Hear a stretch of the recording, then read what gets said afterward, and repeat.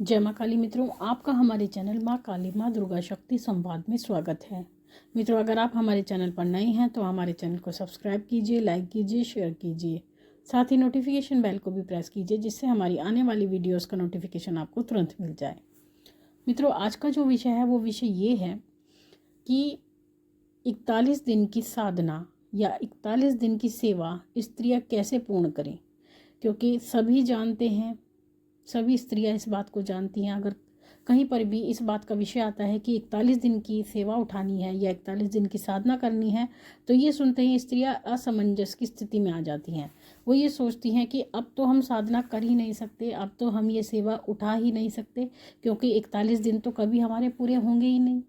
और जब 41 दिन पूरे नहीं होंगे तो साधना कैसे पूरी होगी।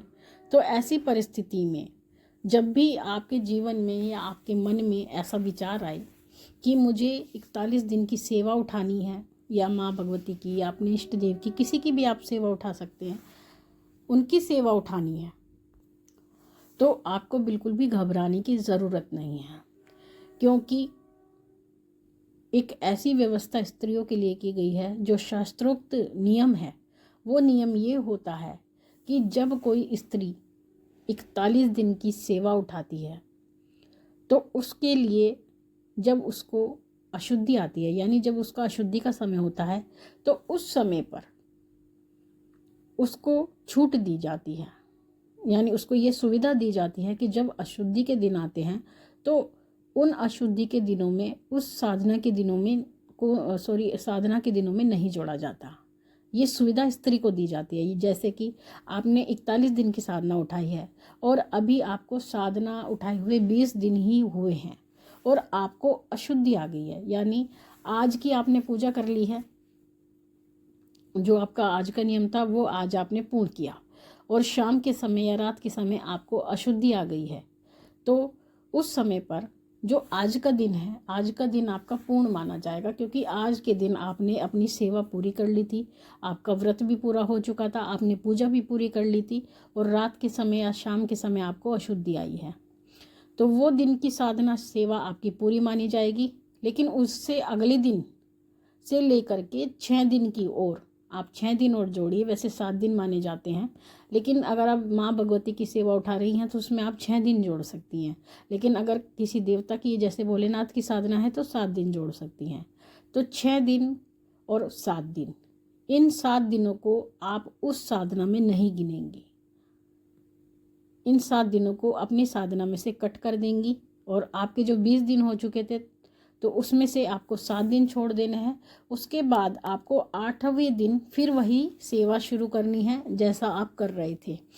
लेकिन अगर आपको अशुद्धि आई है और आपने सेवा में व्रत उठा रखे थे, यानी इस बीच में आप व्रत भी कर रहे थे, उस सेवा के साथ साथ आपने व्रत भी उठा रखे थे, जिसमें आपका ये नियम था कि आप एक समय भोजन करेंगी या फिर आप फलार करेंगी, आप जो भी आहार से संबंधित आपका जो भी नियम था वो नियम आपका नहीं टूटेगा।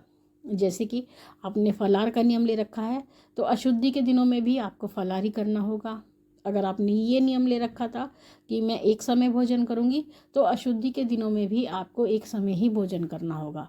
आहार से संबंधित आपको अपना नियम नहीं तोड़ना है। ऐसा नहीं करना है कि अब तो अशुद्धि आ गई है और ये जो दिन है ये साधना में नहीं गिने जाएंगे, तो मैं इसमें पूरा भोजन कर सकती हूँ, दोनों समय भोजन कर सकती हूँ, अन्न का सेवन कर सकती हूँ। अगर फलाहार से आप व्रत रखी हैं तो आपको ऐसा नहीं करना है। आहार से संबंधित नियम आपके वही रहेंगे, आपको उसी प्रकार से अपने नियमों का पालन करना होगा।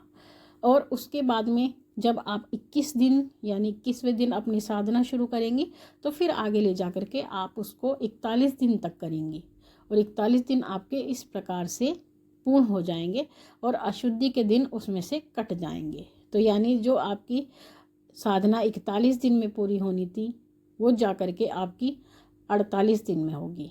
और कई बार तो 41 दिनों की साधना में 2 बार भी अशुद्धि आती है, किसी को 1 बार आ जाती है, किसी को 2 बार आ जाती है। तो उसी प्रकार से वो 48 से लेकर के फिर वो 54-55 दिन तक भी पहुंच जाती है। तो ऐसा कई बार देखने में आया है। तो स्त्रियां इस प्रकार से अशुद्धि के दिनों को घटा करके अपनी पूरी 41 दिन की सेवा उठा सकती हैं और उसमें कोई भी संशय नहीं है कि उनको साधना का, सेवा का पूर्ण फल प्राप्त होगा। तो इस प्रकार से आप सेवा कीजिए, बिल्कुल ना घबराएं। अगर स्त्रियां सेवा उठाना चाहती हैं 41 दिन की, तो इस प्रकार से सेवा उठा करके अपने इष्ट देव की, अपने आराध्य देव की पूर्ण कृपा प्राप्त कर सकती हैं। तो मित्रों, ये थी जानकारी आप सभी के लिए। माँ भगवती से यही प्रार्थना करते हैं कि वो आपके भंडारे भरती रहे, आपकी सभी मनोकामना को पूर्ण करती रहे, आप पे अपना पूर्ण आशीर्वाद बना के रखे। आपसे फिर मिलते हैं अपनी अगली वीडियो में। तब तक के लिए जय महाकाली, जय महाकाल।